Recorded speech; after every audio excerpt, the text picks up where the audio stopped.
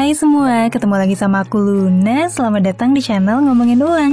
Kamu kepikiran gak sih, kenapa ya nilai tukar dolar makin lama kok malah makin jauh sama rupiah? Coba deh kamu lihat grafik nilai tukar dolar sama rupiah 10 tahun terakhir. Selama 10 tahun, dolar tuh udah menjauh 45% dari nilai rupiah. Bisa dibilang nilai rupiah tuh turun atau melemah 45% kalau dibandingin sama dolar Amerika. Dan kalau kita mundur lebih jauh lagi, misalnya di era Presiden SBY, harga dolar itu masih di 9 ribuan. Terus di era Presiden Habibie, dolar masih di 6 ribuan. Bahkan sebelum tahun 98 di era Presiden Soeharto, harga dolar itu masih di 2 ribuan. Sebenarnya kenapa sih nilai uang dolar terus menguat? Nah, di video kali ini aku bakal jelasin kenapa sih US dollar itu cenderung terus menguat dibanding rupiah dan banyak mata uang lain. Terus kira-kira langkah apa aja sih yang bisa kita lakuin terhadap fenomena ini? Oke, ngomongin tentang dolar Amerika, sebenarnya bukan cuma nilai tukar rupiah aja nih yang terus ketinggalan. Banyak mata uang negara lain yang nilainya juga makin melemah dari waktu ke waktu terhadap US dollar. Termasuk beberapa mata uang negara besar kayak rubel Rusia. Di tahun 2023 ini aja nilai tukarnya tuh udah turun 50% dibanding US dollar. Selama 5 tahun ke belakang, nilai yuan Cina juga terus turun. Padahal secara ekonomi negara Cina lagi berkembang pesat banget ya dalam 1 dekade terakhir. Mata uang yen Jepang juga nilainya makin ketinggalan sama US dollar. Terus yang cukup parah itu uang lira Turki nih yang nilainya merosot 50% dibanding US dollar. Hal yang sama juga terjadi di negara tetangga kita kayak ringgit Malaysia, baht Thailand, dan masih banyak lagi. Cuma dikit banget mata uang yang bisa ngejar nilai tukar dolar atau pertahanan nilainya terhadap US dollar. Contohnya tuh kayak Swiss franc, pound sterling dari Inggris, dan juga euro yang notabene merupakan gabungan ekonomi dari semua negara di Eropa. Pertanyaannya sekarang, kenapa ya mata uang mereka terus menguat terhadap sebagian besar mata uang lain? Oke, sederhananya nilai dari sebuah mata uang, komoditas, atau unit ekonomi itu bakal makin menguat kalau terjadi dua hal. Yang pertama, barang itu makin dibutuhin dan permintaannya tinggi. Yang kedua, kalau barang itu jumlahnya makin langka. Dan dalam kasus US dollar, dia tuh kuat banget dalam satu aspek, yaitu masih sangat dibutuhin dan permintaannya tinggi banget dari seluruh dunia. Kok bisa ya US dollar masih sangat dibutuhin gitu? Bukannya semua negara udah punya mata uangnya masing-masing? Jadi gini, aku coba ceritain beberapa fakta tentang gimana sih dolar Amerika jadi tumpuan banyak ekonomi negara di dunia. Nih, coba deh kamu lihat data ini. Ternyata nyaris setengah dolar yang beredar itu ada di luar negara Amerika. Kenapa ya banyak banget uang dolar di luar negeri? Jawabannya karena banyak banget negara yang ngejarin dolar Amerika sebagai cadangan kas atau cadangan devisa negara mereka. Selain cadangan emas ya tentunya. Coba kamu lihat lagi data ini. Bisa dibilang nyaris 60% mata uang yang paling banyak disimpan di seluruh dunia adalah mata uang dolar Amerika. Bahkan jumlah dolar yang dijadiin cadangan kas di banyak negara itu jumlahnya 3 kali lipat lebih besar ketimbang euro yang bisa dibilang mata uang nomor 2 terkuat di dunia. Kamu bisa lihat nih di sini, negara mana aja sih yang paling banyak nyimpan uang dolar buat bisa pertahanin kestabilan ekonominya? Ternyata masih banyak banget ya negara yang bergantung sama dolar. Bahkan di beberapa dekade lalu lebih parah lagi, di mana dolar Amerika itu mencakup 70% dari cadangan kas negara di seluruh dunia. Makanya ada julukan dolar Amerika sebagai World Reserve Currency atau mata uang cadangan dunia. Dan karena hal ini, meskipun jumlah dolar tuh terus bertambah, tapi di sisi lain kebutuhan dunia terhadap dolar Amerika juga meningkat terus tiap tahun. Jadi walaupun kondisi ekonomi Amerika sempat bergejolak, inflasinya tinggi, banyak bank-bank yang berjatuhan dan rasio utangnya juga naik terus, perlu diakui suka atau nggak suka, secara psikologis, mayoritas negara di dunia udah terlanjur gitu ya ngejadiin dolar Amerika sebagai tolak ukur dalam nilai indikator apapun. Dimana dolar ini juga masih sangat berperan sebagai alat transaksi lintas negara, alat pembayaran utang, sampai ke medium buat pencairan investasi atau aset apapun. Misalnya di perjanjian kontrak komoditas strategis kayak minyak, emas, tembaga, batu bara. Dalam skala internasional, satuannya ya pasti pakai dolar. Terus transaksi valuta asing kayak perdagangan forex mayoritas dipasanginnya sama dolar sebagai acuan. Bahkan Bitcoin yang secara filosofis dan teknis itu merupakan antitesis dari mata uang fiat, tetap aja pair utama dalam transaksinya masih didominasi sama US dollar. Bahkan industri kripto juga nerbitin stablecoin yang nilainya itu dipatok ke dolar kayak USDT dan USDC. Terus pasar saham terbesar di dunia ya tentu aja di Wall Street dan semua transaksinya pakai dolar juga. Tercatat sekitar 42% nilai saham di seluruh dunia itu berasal dari bursa saham Amerika. Artinya hampir setengah nilai kapitalisasi semua pasar saham di dunia berasal dari Amerika yang likuiditasnya pakai dolar Amerika.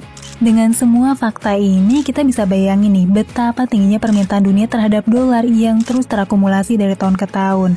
Dan karena itu, walaupun belakangan beberapa negara mulai nyeruin buat ngelepas dolar, tapi faktanya dolar tuh nggak akan rontok semudah itu. Selama banyak negara yang masih pakai dolar sebagai cadangan kas, selama semua komoditas kunci masih pakai satuan dolar sebagai indikator nilai, selama permintaan produk Amerika masih mendominasi pasar dunia, jangan heran gitu ya kalau beberapa tahun ke depan, nilai dolar terhadap rupiah masih bakal terus ngalamin tren kenaikan kayak tahun-tahun sebelumnya. Oke, sekarang kamu mungkin kepikiran gitu, kalau emang secara historis nilai tukar dolar terus menguat, apa sebaiknya kita sebagai masyarakat perlu punya dolar juga? Hitung-hitung sebagai aset alternatif tabungan selain dalam bentuk rupiah. Sebetulnya ada banyak kalangan pekerja profesional, pebisnis, dan juga pedagang skala besar yang udah biasa gitu ya nyimpen aset dalam bentuk dolar. Dan udah jadi rahasia umum juga kalau banyak orang kaya yang justru lebih banyak nyimpen aset kasnya dalam bentuk dolar daripada rupiah. Nah, sebenarnya ada beberapa cara yang bisa dilakuin gitu kalau kamu mau nyimpen sebagian aset kamu dalam bentuk dolar. Di sini aku bakal jelasin 3 cara yang bisa kita lakuin buat nabung dolar, lengkap sama kelebihan dan kekurangannya masing-masing. Cara yang pertama dengan beli dolar di money exchange. Ini tuh cara yang paling klasik ya. Jadi kita pergi ke money changer terus beli dolar di dalam bentuk cash, kayak yang biasa kita lakuin kalau mau jalan-jalan ke luar negeri. Cara ini mungkin paling populer tapi sebenarnya punya banyak kelemahan. Kelemahan pertama adalah selisih harga jual beli yang tinggi banget. Kelemahan kedua itu ada pada risiko uang fisik lain, kayak risiko dapat uang palsu, risiko kehilangan, kerusakan, kebakaran, kecurian, dan lain-lain. Satu-satunya kelebihan dari cara ini adalah kamu tuh jadi punya uang itu secara fisik sepenuhnya dan semuanya ada di bawah kendali kamu. Tinggal kamu harus ekstra hati-hati aja nyimpennya, apalagi kalau jumlahnya banyak. Kita lanjut ke cara kedua yaitu beli dolar lewat bank digital. Cara ini lebih praktis ya dan kita jadi nggak perlu nyari-nyari toko fisik. Tapi lagi-lagi nih kekurangannya tetap ada di selisih atau spread harga yang cukup tinggi. Di mana bank juga tentu mau ngambil untung dong dari selisih penukaran rupiah kita terhadap dolar. Di sisi lain kebanyakan aplikasi bank digital tuh belum ngasih layanan bunga buat simpanan dalam bentuk selain rupiah. Jadi bisa dibilang dolar kamu cuma ngendap aja secara digital tanpa bertumbuh nilainya. Padahal kalau misalnya kamu simpan rupiah di investasi fixed income aja nih, kayak obligasi, kamu bisa dapat bunga simpanan yang lumayan.